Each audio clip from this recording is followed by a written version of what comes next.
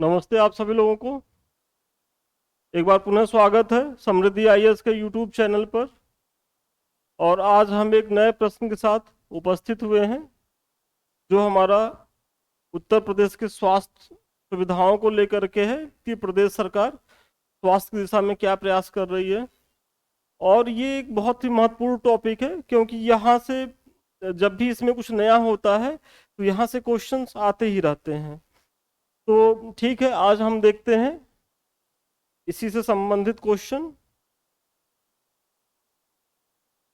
देखिए, ये क्वेश्चन है हमारा कि उत्तर प्रदेश सरकार स्वास्थ्य सुविधाओं को बेहतर बनाने के लिए कौन कौन से प्रयास कर रही है, चर्चा करें। एक बार पुनः आप लोग क्वेश्चन देखिए। उत्तर प्रदेश सरकार स्वास्थ्य सुविधाओं को बेहतर बनाने के लिए कौन कौन से प्रयास कर रही है, चर्चा करें। ये आज का हमारा प्रश्न है। और हर बार की तरह एक बहुत छोटा सा इंट्रो आपको यहाँ दे देना है कि उत्तर प्रदेश भारत का सबसे अधिक जनसंख्या वाला राज्य है। यहाँ देश की 16.5% आबादी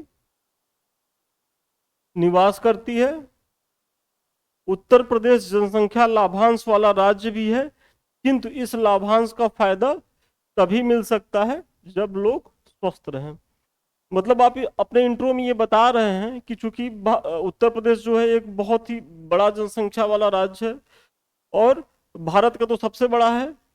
और यहाँ जो है जनसंख्या जो है वो लाभांश की स्थिति में है, मतलब यहाँ जो वर्किंग पीपुल हैं वो ज्यादा हैं, लेकिन इनकी उपयोगिता तभी ज्यादा हो सकती है कि जब ये स्वस्थ रहें, क्योंकि स्वस्थ व्यक्ति ही किसी भी काम को अच्छी तरीके से कर सकता है। तो वही इसमें आपने दिखा दिया 10-15 शब्दों में इंट्रो। और अब जो है सीधे प्रश्न पे उतर आइए कि प्रश्न में क्या कह रहा है कि सरकार स्वास्थ्य सुविधाओं को बेहतर बनाने के लिए क्या प्रयास कर रही है। तो वही आप यहाँ दूसरे पॉइंट में दिखा दीजिए। देखिए, भूमिका को बहुत बढ़ाना चढ़ाना नहीं है, बस जितना लिखा है अगर इससे भी आप कम लिखेंगे तो कोई दिक्कत नहीं है। हाँ, लेकिन जो मेन पॉइंट है जो पूछा जा रहा है वो नहीं छूटना चाहिए। तो ठीक है, इसमें जो सबसे पहला है कि उत्तर प्रदेश सरकार प्रत्येक जिले में एक मेडिकल कॉलेज की स्थापना के लक्ष्य पर कार्य कर रही है। मतलब जो सबसे पहला प्रयास है कि जो उत्तर प्रदेश में 75 जिले हैं, तो प्रदेश सरकार का ये प्रयास है कि सभी 75 जिलों में जो है वो मेडिकल कॉलेज की स्थापना की जाए। अर्थात एक जनपद एक मेडिकल कॉलेज। ये इसी तरीके से वन डिस्ट्रिक्ट वन प्रोडक्ट के तर्ज पर ये प्रयास किया जा रहा है सरकार का। और अगर इसके क्रियान्वयन पक्ष को देखा जाए तो अभी तक 45 जिलों में मेडिकल कॉलेज का निर्माण किया जा चुका है, जबकि 14 जिलों में निर्माणाधीन है। मतलब हम 45 जिलों में स्थापित कर चुके हैं, 75 में 45 और 14 में हमारा काम चल रहा है। तो ये एक अच्छा प्रयास है प्रदेश सरकार का। फिर दूसरा पॉइंट देखिए, आयुष्मान भारत योजना। आयुष्मान भारत योजना के दायरे में नहीं आने वाले लोग, जैसा कि आप सभी लोग जान रहे हो कि आयुष्मान योजना जो है वो भारत सरकार की योजना है। तो उसकी जो क्राइटेरिया है उसमें जो लोग नहीं आ रहे हैं और जो गरीबी रेखा के नीचे जीवन यापन कर रहे हैं, उनके लिए 2019 में मुख्यमंत्री जन आरोग्य अभियान की शुरुआत की गई है, जिसके तहत लाभार्थी को आयुष्मान भारत योजना की तरह लाभ मिलेगा। मतलब लाभ में क्या होगा, वही प्रति परिवार 5 लाख रुपए प्रति वर्ष का स्वास्थ्य बीमा कवर। तो दूसरे लाइन में ये कहा जा रहा है, दूसरी जो पंक्ति है कि आयुष्मान भारत योजना के तहत यदि प्रदेश का जो बीपीएल धारक लोग हैं, जो गरीबी रेखा के नीचे हैं, वो अगर नहीं आ रहे हैं तो उत्तर प्रदेश जो अपनी योजना ला रही है मुख्यमंत्री जन आरोग्य योजना, इसके तहत आयुष्मान भारत योजना के तहत जो लाभ मिल रहा है वही ये योजना प्रदान करेगी। तो ये एक बहुत ही महत्वपूर्ण टॉपिक है, मतलब पॉइंट है, इसको आप देख लेंगे। सरकार ने न्यूमोनिया से होने वाली मृत्यु में कमी लाने के उद्देश्य से नवंबर 2020, देखिए पीटी में पूछा भी गया है ये क्वेश्चन, कि सांस कार्यक्रम संचालित कर रही है। मतलब निमोनिया से जो ज्यादातर तो बच्चे इफेक्टेड होते हैं, तो उनमें कमी लाने के लिए सांस कार्यक्रम का प्रयास संचालन कर रही है। अब अगला जो इसमें महत्वपूर्ण पॉइंट है कि टीबी रोग से पीड़ितों के लिए प्रदेश सरकार सभी 75 जिलों में राष्ट्रीय क्षय उन्मूलन कार्यक्रम चला रही है, जिसके तहत रोगियों के पंजीकरण से लेकर उनके जांच एवं उपचार तक की सभी सुविधाएं निःशुल्क उपलब्ध कराई जा रही हैं। देखिए, प्रदेश सरकार जो है, जो टीबी जो क्षय रोग से जो पीड़ित है उनके लिए ये कार्यक्रम ला रही है, राष्ट्रीय क्षय उन्मूलन कार्यक्रम, जिसके तहत जो टीबी से ग्रसित लोग हैं उनका एक तरीके से पहचान करना, उनका पंजीकरण करना, उनकी जांच करना और फिर इलाज, मतलब पूरा खर्च जो है वो निःशुल्क प्रदेश सरकार उठा रही है, और इसके लिए प्रत्येक जिले में व्यवस्था की गई है। तो आप इसको दिखा देंगे। फिर प्रदेश सरकार द्वारा जापानी इंसेफ्लाइटिस, जिसे मस्तिष्क ज्वर कहते हैं, कि समूल, सॉरी ये है नहीं, समूल है, समूल उन्मूलन हेतु गोरखपुर बस्ती मंडल के सभी न्यू बॉर्न केयर इकाइयों, देखिए न्यू बॉर्न केयर इकाइयों में वेंटिलेटर की सुविधा उपलब्ध कराई जा रही है। आप मतलब कुछ समय पहले तक तो आप देख रहे होंगे कि जो ये मस्तिष्क ज्वर का जो एक होता है, जैसे दिमागी बुखार भी कहते थे, तो इससे जो है बच्चे बहुत प्रभावित होते थे, वो भी पूर्वांचल में जो बस्ती गोरखपुर जो मंडल के जिले हैं, और कुछ सिद्धार्थनगर तो खैर बस्ती में ही है, जो देवीपाटन मंडल के जिले, तो वो जो एरिया है वहाँ इसका प्रकोप ज्यादा रहता था।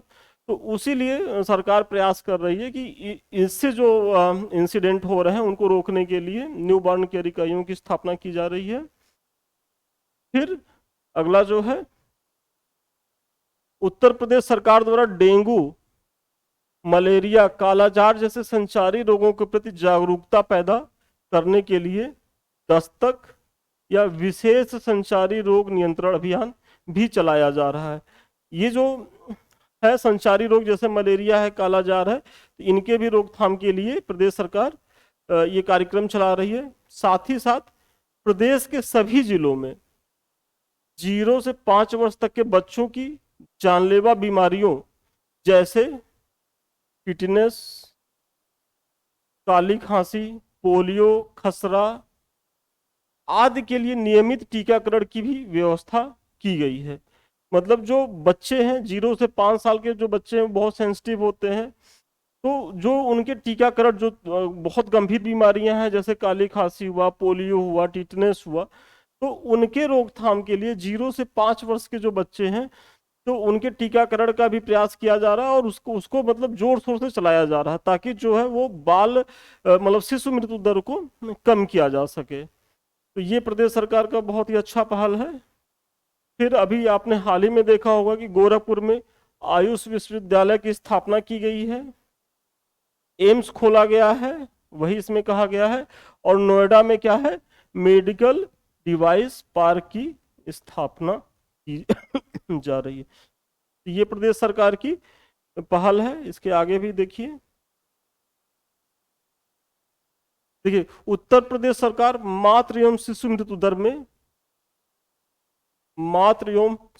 दर में कमी लाने तथा संस्थागत प्रसव कराने एवं गर्भवती और स्तनपान कराने वाली महिलाओं के स्वास्थ्य देखभाल के लिए भी ग्रामीण क्षेत्रों के स्वास्थ्य उपकेंद्रों पर उप प्रसूतिकाएं ANM तथा प्रशिक्षित दाइयों की भी नियुक्ति करी है। देखिए, किसी भी प्रदेश में जो जच्चा बच्चा, मतलब जो गर्भवती माँ है, उन और जो नए बच्चे पैदा होने वाले हैं, तो उनके एक तरीके से स्वास्थ्य के लिए कि वो सकुशल पैदा हो जाएं, क्योंकि एक समय था कि उत्तर प्रदेश, मध्य प्रदेश, ये सब ऐसे स्टेट रहे हैं कि यहाँ जो है शिशु मृत्यु दर या मातृ मृत्यु दर सर्वाधिक होती थी। तो उसी को कंट्रोल करने के लिए यहाँ जो है जो एएनएम की व्यवस्था, जो स्वास्थ्य उपकेंद्र है जो बहुत ही ग्रामीण स्तर पे जो कार्यरत है, तो उनके लिए एएनएम की व्यवस्था या प्रशिक्षित दाइयों की नियुक्ति की गई है, ताकि जो है जच्चा बच्चा को कुशल रखा जा सके। फिर कन्या भ्रूण हत्या रोकने के लिए मुखबिर योजना की शुरुआत की गई है।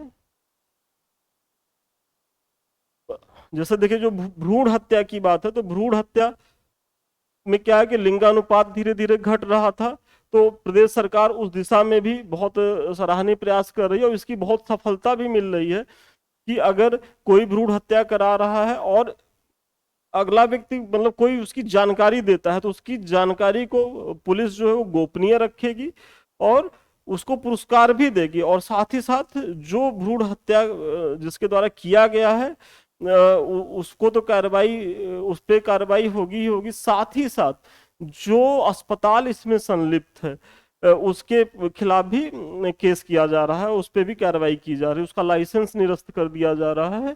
तो ये एक बहुत ही महत्वपूर्ण पहल है कन्या भ्रूण हत्या रोकने के लिए। फिर जो है देखिए, 110 एम्बुलेंस सेवा के तहत गर्भवती महिलाओं एवं 1 वर्ष तक की आयु के शिशु को घर से अस्पताल पहुंचाने की सुविधा प्रदान की जा रही है।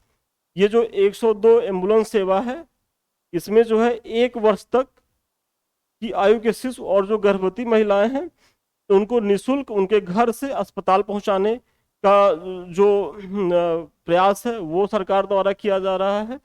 तो ये भी एक बहुत ही महत्वपूर्ण पहल है, क्योंकि ग्रामीण स्तर पे देखा जाए तो भाई सबके पास अपनी गाड़ी नहीं होती है, और तो वो सरकार अपना इनिशिएटिव ले रही है कि वो 102 एम्बुलेंस सेवा के तहत ये प्रयास कर रही है। तो इसको आप दिखा देंगे। फिर उत्तर प्रदेश सरकार में स्वास्थ्य सुविधाओं को बेहतर बनाने के लिए फार्मास्यूटिकल उद्योग नीति 2018। देखिए, केवल इसी पे एक क्वेश्चन पूछा था, ये जब 2018 में आया था नीति, तो उसी समय का जो मेंस था उसमें ये क्वेश्चन आया था, तो उसकी भी यहाँ चर्चा कर दीजिए कि उसमें क्या प्रयास किए जा रहे हैं। हालांकि नई उत्तर प्रदेश फार्मास्यूटिकल उद्योग नीति 2021 जो है वो प्रस्तावित है, अभी ये कार्यरत नहीं है, तो आप 2018 की ही नीति को भी बता पाएंगे यहाँ, तो उसकी भी चर्चा कीजिए कि उसके तहत क्या प्रयास किए जा रहे हैं। तो जो सबसे पहला प्रयास है विश्व स्तरीय अवसंरचना का विकास,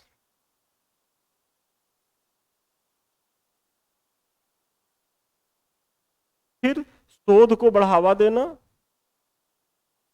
फिर विशेष औषधीय विनिर्माण पार्क की स्थापना करना, विशेष औषधीय विनिर्माण पार्क की स्थापना करना, और बौद्धिक संपदा का सृजन करना। तो यहाँ आप 2018 की नीति को बता दिए, फार्मास्यूटिकल उद्योग नीति के बारे में आप चर्चा कर दिए। फिर एक छोटा सा निष्कर्ष दे दीजिए कि इस प्रकार कहा जा सकता है कि उत्तर प्रदेश सरकार अपने नागरिकों को बेहतर एवं किफायती स्वास्थ्य सुविधाएं प्रदान करने के लिए प्रतिबद्ध है। तो ये जो है आज का जो प्रश्न है उसका उत्तर यहीं तक जाएगा। आगे आप लोग कुछ और देख लें जो आपके काम की चीजें हैं और मेरे भी काम की हैं। देखिए, ये आपका समृद्धि आईएएस का टेलीग्राम चैनल है, इससे आप लोग जुड़िए, और जो हम यहाँ प्रश्न करवा रहे हैं उसका पीडीएफ तो आपको मिल ही जाएगा। आप अपने से भी प्रश्न लिख करके हमारे पास भेज सकते हैं, हम उसका मूल्यांकन कर देंगे, उसमें जो कमी रहेगी वो बता देंगे। ये हमारा यूट्यूब चैनल है, आप इसको लाइक करिए, सब्सक्राइब करिए, शेयर करिए, क्योंकि ये बिना आपके सहयोग से आगे नहीं बढ़ सकता, तो आपका सहयोग अपेक्षित है। तो इसको देख लीजिए। और हाँ, एक चीज और आप लोग की जानकारी के लिए बता दें कि जो हमारा पिछला क्वेश्चन था उत्तर प्रदेश में पंचायती राज प्रणाली का महत्व स्पष्ट करते हुए उसमें व्याप्त समस्याओं का रेखांकन कर, देखिए ये बहुत ही महत्वपूर्ण क्वेश्चन है, और ये इसलिए भी पढ़ लीजिए कि बाय द वे ये इससे निबंध में भी कई बार पूछा, तो यहाँ से बहुत से ऐसे पॉइंट मिलेंगे कि आप निबंध में भी प्रयोग कर सकते हैं। पेपर 5 में तो खैर ये टॉपिक ही है, तो उसके लिए तो महत्वपूर्ण है ही है। तो आप लोग अगर नहीं देखे हो तो आप लोग हमारे जो है यूट्यूब चैनल पे जा करके देख लीजिए, टेलीग्राम में भी पड़ा हुआ है, और इसका लिंक आपको हमारे डिस्क्रिप्शन में मिल जाएगा, तो इसको जरूर देखें। और फिर फिर नए क्वेश्चन के साथ हम जल्दी ही मिलेंगे आपको। आज के लिए इतना ही, धन्यवाद।